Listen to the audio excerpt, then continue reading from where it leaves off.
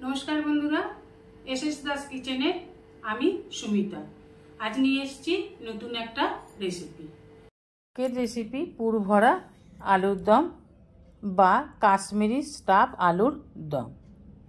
एखाने आमी एकटू बड़ो साइजेर आलुगुलो निये निয়েছি। आलुगुलोके खूब भालोभाবে धुए खोसाटा छाड़िए निते हबे। देखुन आमी खोसाटा सब छाड़िए निয়েছি। एबार एकटा चामचेर उल्टो दिकटा दिए এইভাবে आलुर भितरेर अंशटाके बार करे निते हबे। पुर भरार जायगाटा करे निते हबे, एकटा गर्त करे निते हबे। खूब धीरे सुस्ते करते हबे जाते पुर भरार जायगाटा करबार समय आलुटा फेटे ना जाय।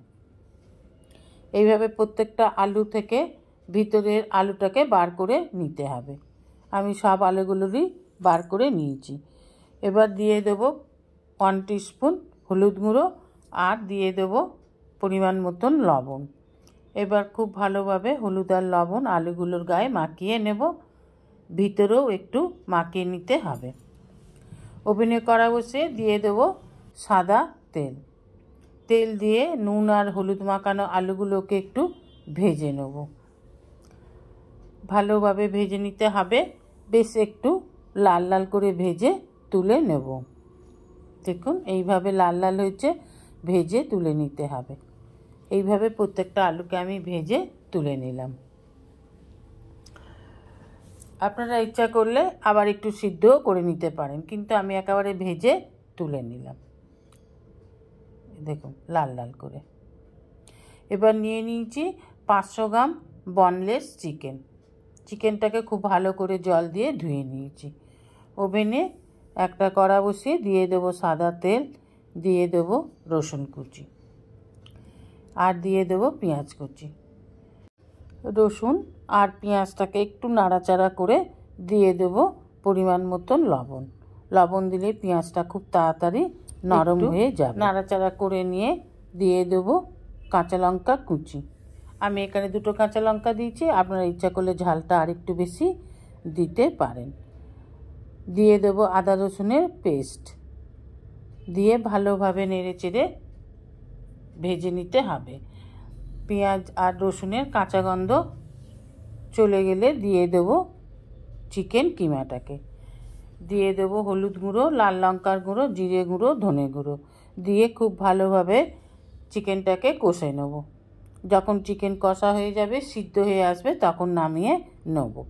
এবার পুরটা ঠান্ডা হয়ে গেলে এবার আলুর ভিতরে এইভাবে ভরে দিতে হবে, এইভাবে স্টাফ করে নিতে হবে। আলুর ভিতরে একটু একটু করে পুরটাকে ভরে দেবেন। এইভাবে সব কটা আলুর মধ্যে আমি পুরটাকে ভরে দিলাম।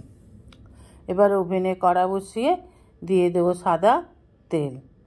তেলটা গরম হয়ে গেলে দিয়ে দেব ফোড়ন, দিয়ে দেব 2টো তেজপাতা আর গোটা গরম মশলা, দিয়ে দেব 1 টিস্পুন জিরে। পেঁয়াজটা আমি এখানে পেস্ট করে নিয়েছি। পেঁয়াজ আর একটু হলুদ গুঁড়ো দিয়ে দিলাম, তেলটা খুব ছিটকাচ্ছে বলে। এবার ভালোভাবে পেঁয়াজটা দিয়ে ফোড়নের সাথে ভালোভাবে ভেজে নেব। এইভাবে ভেজে নিতে হবে। এবার দিয়ে দেব আদা রসুন বাটা। আদা রসুন বাটা দিয়ে ভালোভাবে কষে নেব, যাতে রসুনের কাঁচা গন্ধটা না ছাড়ে। এবার একটা মশলা বানিয়ে নেব। নিয়ে নেব মিক্সি জারে 1 টিস্পুন ধনে, 1 টিস্পুন গোটা জিরে, 2টো তেজপাতা আর গরম মশলা, আর দিয়ে দেব 2টো শুকনো লঙ্কা, 2টো কাঁচা লঙ্কা, দিয়ে দেব একটা টমেটো, আর দিয়ে দেব 2 চামচ চার মগজ।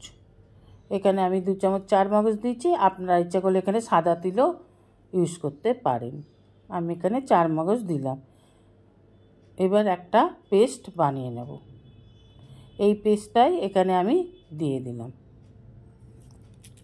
পেস্টটা দিয়ে খুব ভালোভাবে এবার মশলাটাকে কষে নেব। মশলা যত কষবেন তত তরকারি টেস্টি হবে, সুস্বাদু হবে। এই জন্য সবসময় সবজির বা তরকারির মশলাটাকে কষে নেবেন। দিয়ে দিলাম মশলা ধোয়া জলটাকে, দিয়ে দেব পরিমাণ মতন লবণ, আর দিয়ে দেব 1 টিস্পুন কাশ্মীরি লঙ্কার গুঁড়ো। দিয়ে খুব ভালোভাবে নেড়ে নেব। দিয়ে দেবো 100 গ্রামের মতন ফেটানো টক দই। টক দই দিয়ে খুব ভালোভাবে নেড়ে টক দইটাকে মশলার সাথে মিশিয়ে নেব। দিয়ে দেবো 1 টিস্পুন চিনি। চিনি দিলে রঙটা খুব সুন্দর হয়। একটু কষে নিয়ে দিয়ে দেবো পরিমাণ মতন জল। দিয়ে দেবো ঢাকা। 2-3 মিনিট পর ঢাকা খুলে যখন গ্রেভিটা ফুটে উঠবে তখন দিয়ে দেবো পুর ভরা আলুগুলোকে। এইভাবে একটা একটা করে সাজিয়ে পুর ভরা আলুগুলোকে দিয়ে দিতে হবে। পুর ভরা সব আলুগুলোকে দিয়ে দেবো 2-3 মিনিটের জন্য ঢাকা। 2-3 মিনিট পর ঢাকা খুলে একটু নেড়ে দিতে হবে, না হলে কড়ার তলায় বসে যাবে। এখানে বলে রাখি বন্ধুরা, যেসব বন্ধুরা আমার চ্যানেলটিকে সাবস্ক্রাইব করে আমার পরিবারের সদস্য হয়েছেন তাদের অসংখ্য ধন্যবাদ।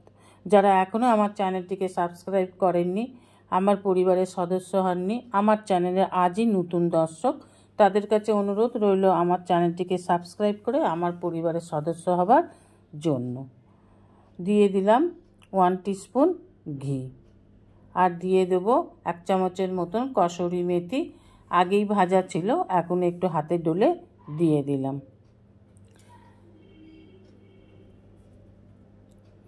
এবার একটু উল্টে পাল্টে নিয়ে নামিয়ে নিলেই তৈরি পুর ভরা আলুর দম। এইভাবে একবার করে খেয়ে দেখার অনুরোধ রইল। ভিডিওটি ভালো লাগলে অবশ্যই একটা লাইক, কমেন্ট, সাবস্ক্রাইব করার অনুরোধ রইল। পাশে থাকা বেল আইকনটিতে ক্লিক করে দেবেন নিউ ভিডিওর আপডেট যাতে সবার আগে আপনার কাছে পৌঁছে যায়। নমস্কার, আজ এই পর্যন্তই। আবার দেখা হবে নতুন একটা রেসিপির সাথে নতুন একটা দিনে। ভালো থাকবেন, সুস্থ থাকবেন, সঙ্গে থাকবেন। নমস্কার।